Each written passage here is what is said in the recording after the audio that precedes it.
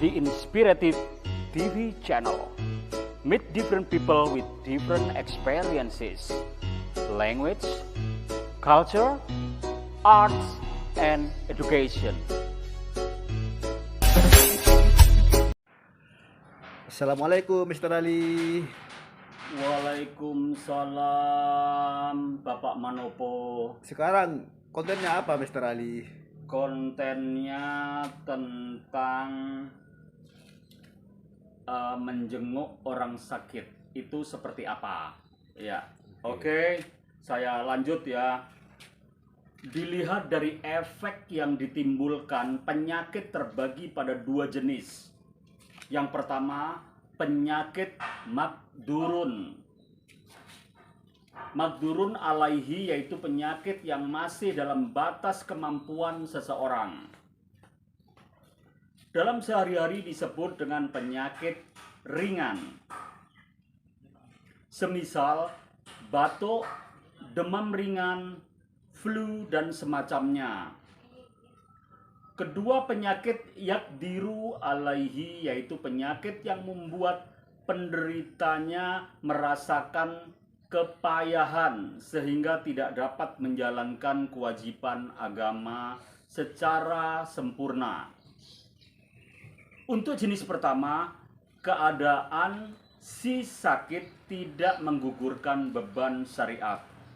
Sedangkan untuk jenis kedua, keadaan si sakit membuatnya mendapat keringanan dalam menunaikan kewajiban agama. Bagi orang yang menderita sakit melebihi batas kemampuannya, ia diberikan kemudahan-kemudahan syar'i, yaitu ruqyah syariah dalam menjalankan ibadahnya. Jadi dikasih keringanan untuk menjalankan ibadahnya. Oke. Itulah kita yang harus paham sebagai muslim, etika menjenguk orang sakit.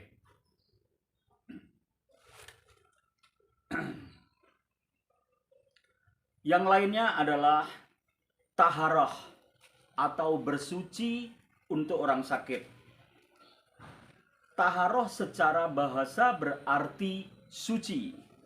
Bersih secara istilah taharah adalah mensucikan atau membersihkan badan, pakaian, dan tempat dari hadas dan najis dengan cara yang ditetapkan oleh syariat Islam.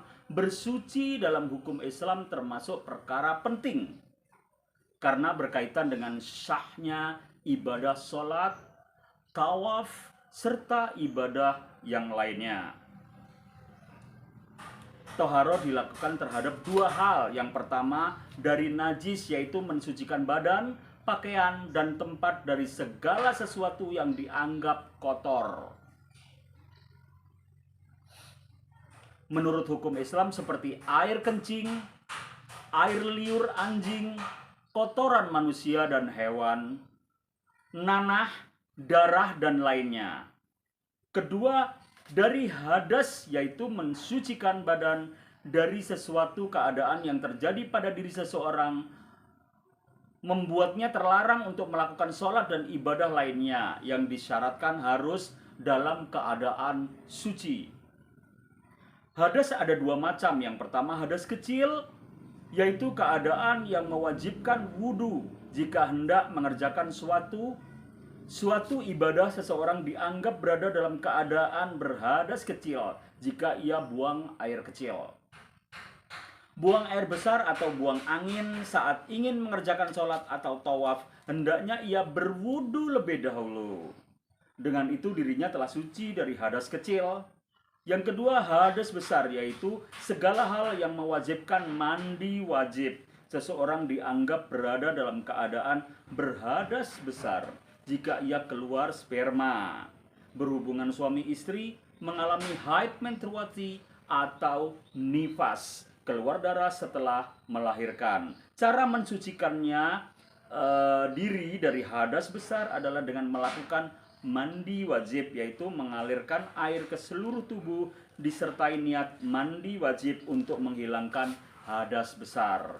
yaitu hadas besar dan hadas kecil sudah kita ini, dan orang sakit juga perlu itu dilakukan untuk mungkin yang sembuh atau putranya atau putrinya, untuk melakukan supaya si sakit misalnya bapaknya itu jadi suci lagi, bisa melakukan ibadah dengan dengan lancar seperti itu. Jadi orang sakit juga dikasih keringanan untuk melakukan ibadah. Kalau nggak bisa berdiri sambil duduk, kalau nggak bisa duduk sambil tidur. Yang jelas itu harus suci dari hadas kecil dan hadas besar. Oke, terima kasih. See you next time with the same channel. Wabillahi taufiq walhidayah, waridha wal inayah. Wassalamualaikum warahmatullahi wabarakatuh. Waalaikumsalam warahmatullahi wabarakatuh.